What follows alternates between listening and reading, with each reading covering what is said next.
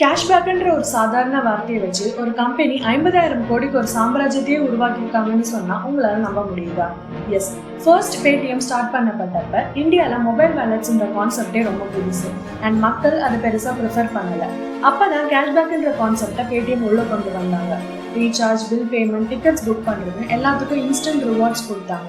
So கஸ்டமர்ஸ்க்கு அது spend பண்ணுற மாதிரி தெரியாமல் ஏர்ன் பண்ணுற மாதிரி ஃபீல் ஆச்சு அண்ட் ஸ்லோவாக அது ஹேபிட்டாகவும் மாற ஆரம்பிச்சுது. ஸோ ரிவார்ட்ஸை கம்மி பண்ணாக்க கூட எல்லாரும் இந்த பேமெண்ட் மெத்தடையே ப்ரிஃபர் பண்ண ஸ்டார்ட் பண்ணாங்க. ஸோ ஆஸ் அ ரிசல்ட் இப்போ பேடிஎம் ஒரு ஜஸ்ட் மணி வேலட் கிடையாது.